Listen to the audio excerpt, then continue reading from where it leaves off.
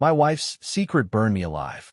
12 years of lies, caught on camera, her with another man, laughing like I was nothing. I didn't scream or break. I planned. Cold, sharp, legal. She thought she'd outsmarted me. But when the truth hit, it wasn't just her world that shattered. It was his, too. This is how I took back my life, step by calculated step, and walked away with everything that mattered. Jack Harper leaned against the chain-link fence, whistle dangling from his neck, as the Austin High School football team ran drills under the Friday night lights. At 38, he was the coach who turned scrappy kids into champions, the guy who fixed neighbors' cars for free and never missed his daughter Mia's soccer games. His life felt solid. 14 years married to Emily, a marketing exec with a quick laugh and a knack for planning family barbecues. Tonight, though, something gnawed at him. Emily had texted she'd be late again, another client dinner across town. He shook it off, blowing the whistle to call the team in. Back home, Mia, 14 and all elbows, sprawled on the couch, scrolling her phone. "Dad, you're sweaty," she teased, tossing him a water bottle. Jack grinned, catching it one-handed. "Gotta earn the paycheck, kid." The mailbox outside creaked as he grabbed the day's haul, bills, a flyer, and a plain USB drive in a padded envelope. No label, no note, just "watch this" scrawled in black marker. His stomach tightened. Anonymous deliveries weren't a thing in his world. In his office, door shut, Jack plugged the USB into his laptop. The screen flickered, loading a grainy video. A hotel lobby, time-stamped last Tuesday, 9:17 p.m. Emily walked in, her arm looped through a man's, Ryan Carter, her old colleague from the ad agency. Jack's pulse quickened. They laughed, heads close, then stepped into an elevator. The footage cut to a hallway, their hands intertwined, disappearing into room 312. The video ended. Silence pressed against his ears like a vice. Jack replayed it, frame by frame, searching for a mistake, a glitch, anything to make it not real. But the timestamp didn't lie.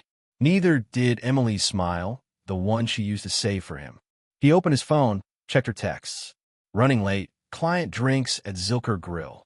Zilker was nowhere near the hotel. His thumb hovered over her contact, but he didn't call. Not yet. Next morning, Jack drove to a diner off I-35, meeting Sarah Vega, a private investigator recommended by a buddy on the force.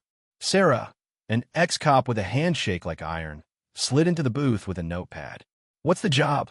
she asked, no pleasantries. Jack pushed the USB across the table. "My wife. I need to know how long, how deep, and with who." Sarah plugged it in her tablet. Watched the video without flinching. "Got a name?" she asked. "Ryan Carter," Jack said, voice steady but fists clenched under the table. "Her old co-worker. They've been close." Sarah jotted notes.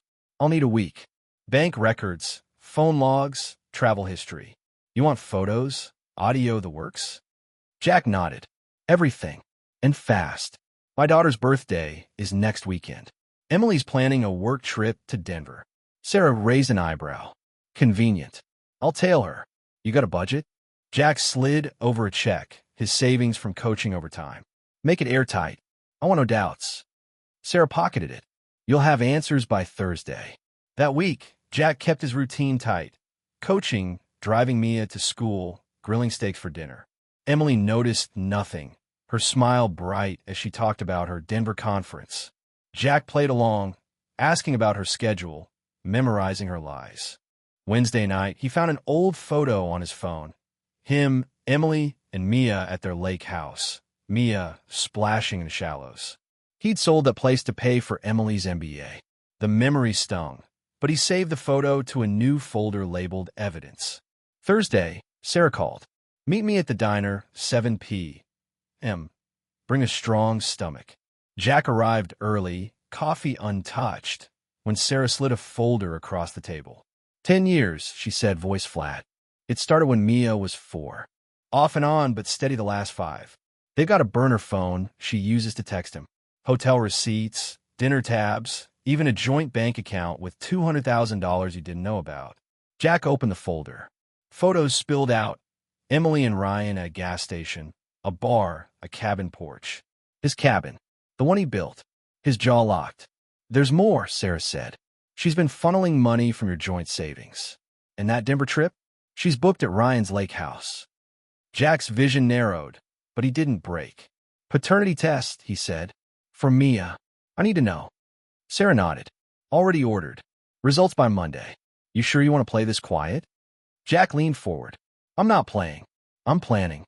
Give me digital copies, hard copies, everything. And find out if they're moving money before her trip. Sarah smirked. You're cold, Harper. I like it.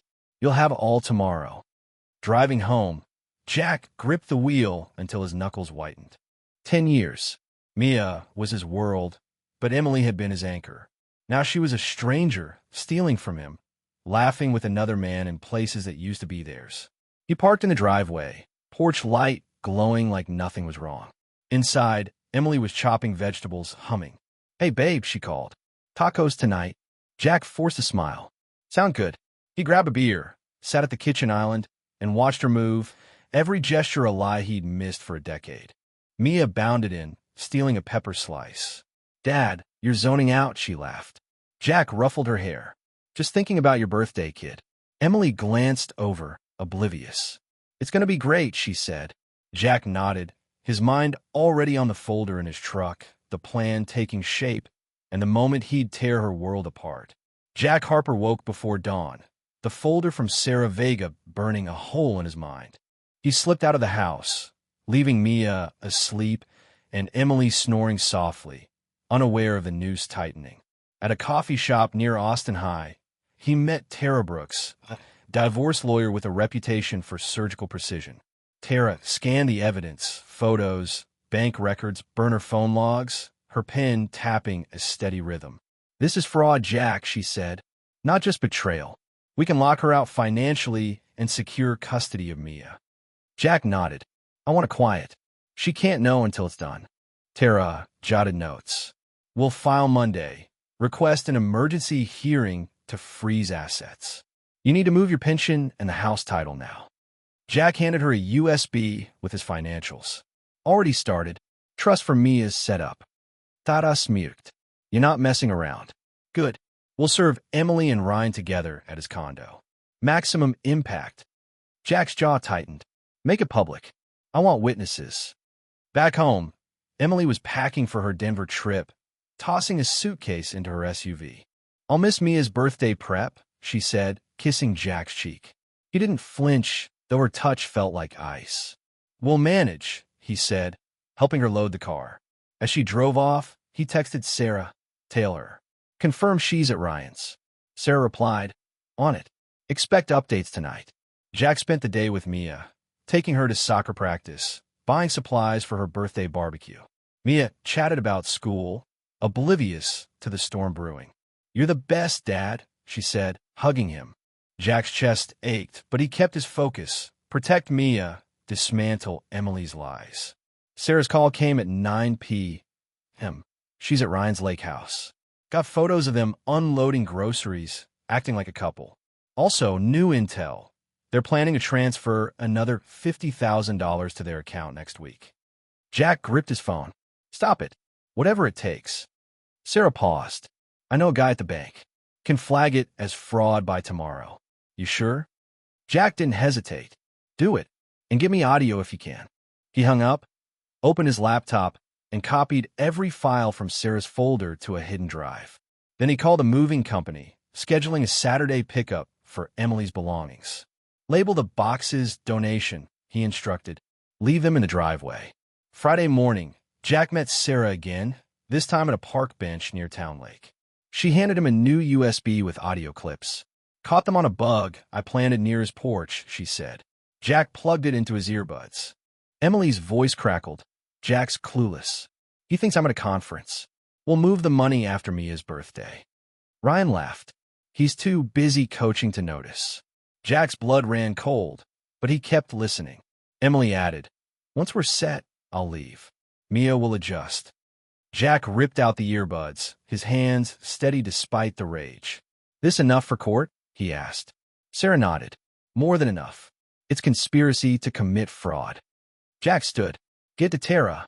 I want the papers ready by noon tomorrow. That night, Jack cooked Mia's favorite, spaghetti with homemade sauce, while Emily texted about her busy conference schedule. He replied with a thumbs up, keeping her comfortable, blind. After Mia went to bed, he pulled up the trust documents, ensuring the house and his savings were untouchable.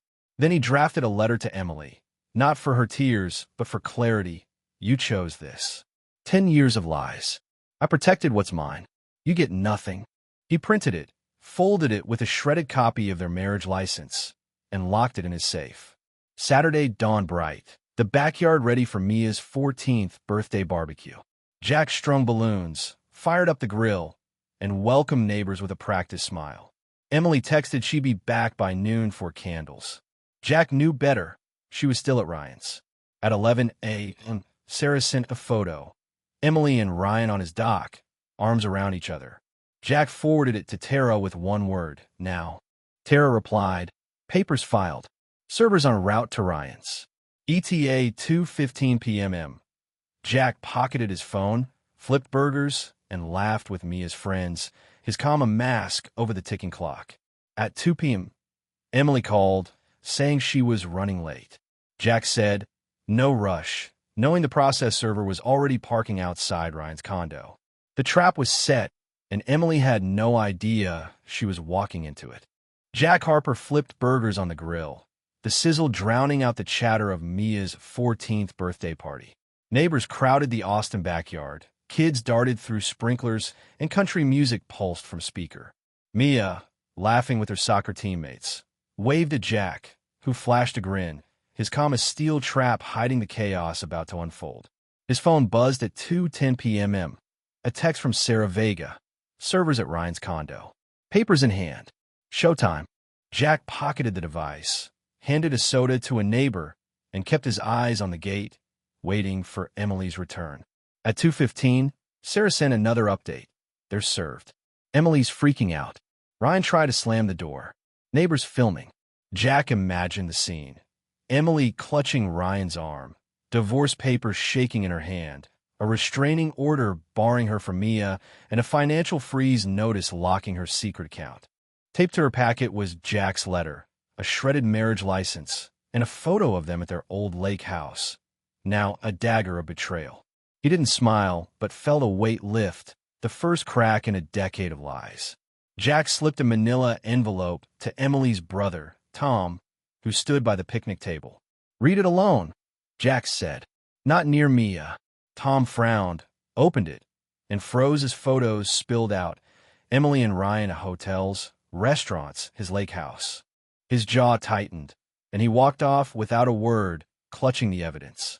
Next, Jack approached Natalie, Ryan's sister and Emily's friend, who was refilling chips. You knew, he said, handing her an identical envelope. This is how it ends. Natalie stammered. Jack, I didn't, he cut her off. Save it. She left the party, head down. By 3 o'clock, Emily's SUV pulled into the driveway. She stepped out, hair tangled, eyes wild, the confident marketing exec gone. The crowd hushed as she entered the backyard, clutching a grocery bag as a flimsy excuse. Jack met her gaze, flipping a burger. Hey, honey, he said, loud enough for all to hear. Get the candles? Her lips parted, but no words came. Tom wouldn't look at her.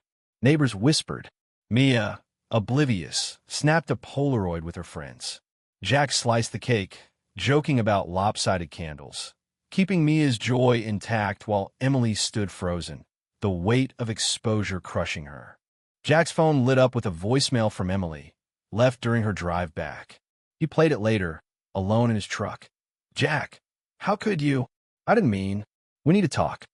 Her voice cracked, desperate. He deleted it, then called Tara Brooks, his lawyer. It's done, he said. Tara confirmed. Court set for Monday. Emergency hearing for custody and asset control. The server got signatures. It's airtight. Jack added, Ryan's company, send the fraud evidence. Tada opposite. That'll tank his career. You sure? Jack's voice was ice. He stole 10 years. Let him pay. That night, Jack moved Mia's gifts to her room while she slept, headphones on, unaware of her mother's collapse. Emily stayed in the guest room, door shut. Jack locked his office, opened his laptop, and reviewed Tara's filings. Custody for Mia, house in a trust, pension secured. The paternity test results arrived via email. Mia was his, no doubt. Relief hit like a deep breath, but the sting of Emily's betrayal lingered. He booked a hotel for himself and Mia, set for Sunday morning. Emily would come home to an empty house and her boxes in the driveway. Sunday, Jack woke Mia early. "We're taking a little trip," he said, tossing her a backpack. She groaned but followed, trusting him. At the hotel, he explained, "Mom's got some things to sort out. We're giving her space." Mia nodded, sensing more but not pushing. Jack met Sarah one last time at a gas station, collecting final evidence. A receipt tying Emily to Ryan's account and audio of them plotting to leave after Mia's birthday. "You've got enough to bury them," Sarah said. Jack nodded. "I don't want graves. I want justice." By noon, Tara called. Ryan's company suspended him. Fraud investigations underway. Emily's lawyer reached out. She's panicking, wants to settle. Jack stared out the hotel window, Austin skyline sharp against the sky. "No deals," he said. "She faces the consequences." The trap had sprung, and Emily's world was unraveling, exactly as Jack had planned. Jack Harper sat in a hotel diner across from Mia, watching her dunk fries and ketchup while she rambled about soccer tryouts. The Sunday morning bustle of Austin hummed outside, but Jack's focus was on his phone, waiting for Tara Brooks' update. Mia, 14 and sharp, sensed his distraction. "Dad, you okay?" she asked, pausing mid-bite. Jack forced a nod. "Just work, kid. Eat up." His phone buzzed. "Tara, emergency hearing moved to tomorrow.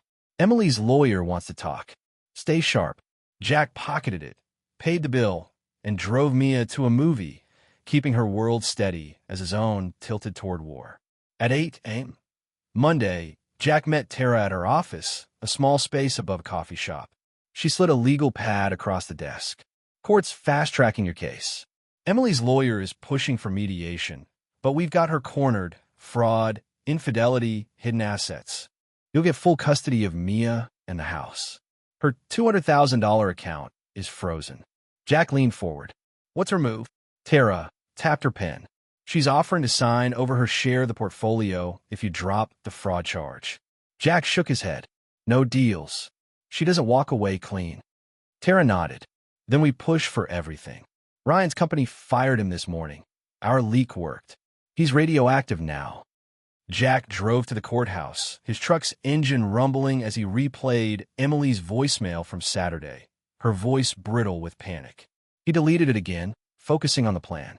Inside, the hearing was swift. Tara presented the evidence, photos, audio, bank records, while Emily sat across the room, silent, her lawyer whispering urgently. The judge granted Jack temporary custody of Mia, control of the house, and a permanent freeze on Emily's secret account. Emily's lawyer objected, citing her emotional distress, but the judge shut it down. "She orchestrated this for a decade," he said. "She can face the consequences." Jack left the courtroom, his steps lighter, though his chest still ached. That afternoon, Sarah Vega sent a final report. Ryan had fled to a friend's apartment, dodging media calls after his firing hit local news. Emily, back at the house, found her belongings boxed in the driveway, labeled for donation as Jack had arranged. A neighbor texted Jack a video. Emily loading boxes into her SUV, hands shaking, no one helping. Jack didn't watch it twice. He called Mia's school, ensuring her records were secure, and enrolled her in after-school soccer to keep her busy. When he picked her up, she asked, "Is Mom okay?" Jack chose his words carefully. "She's figuring things out. You're with me now." Mia nodded, trusting him, though her eyes searched his for more. By evening, Jack moved back to the house with Mia. The locks changed. Emily had left a note on the kitchen counter. "I'm sorry. I never meant to hurt you."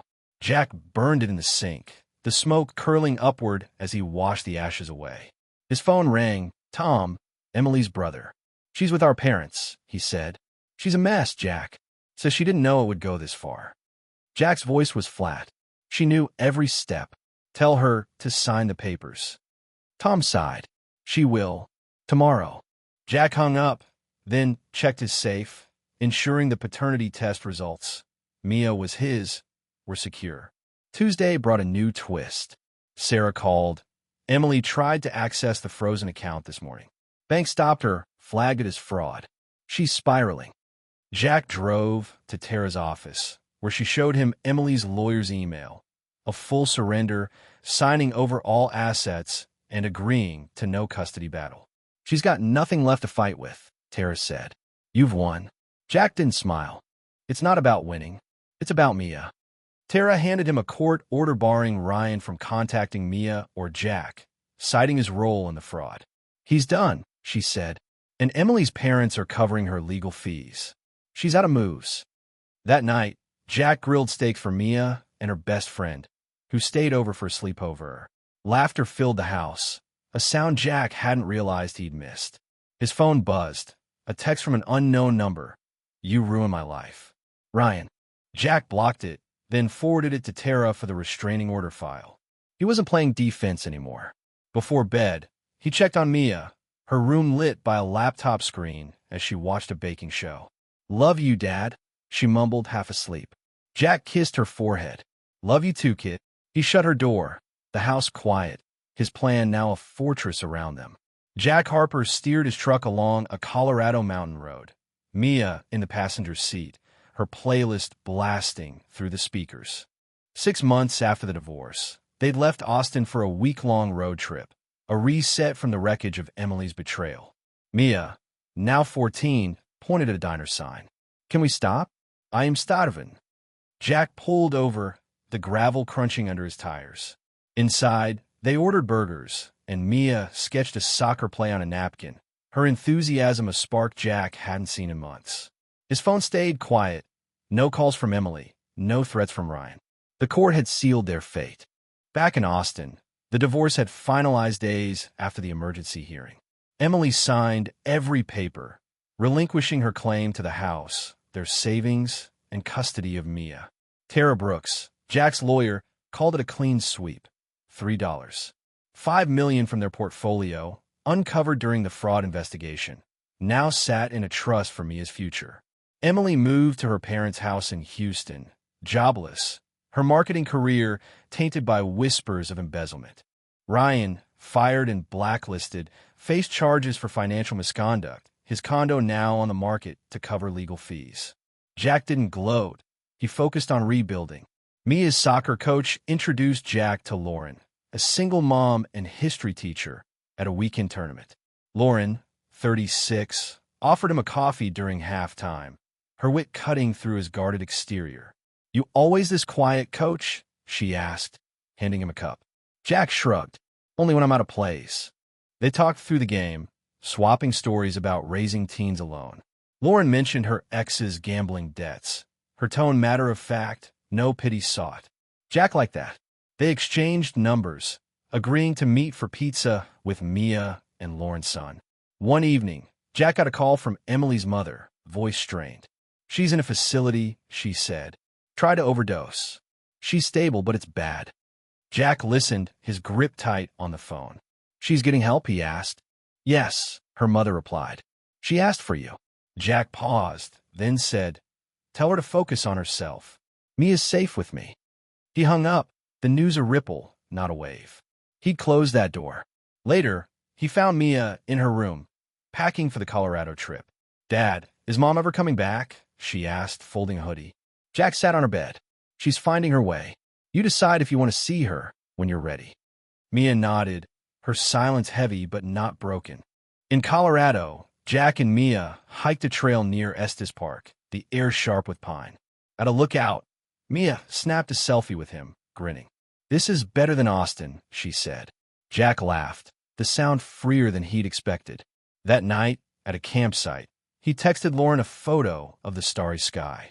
She replied with a picture of her son's science project, a model rocket.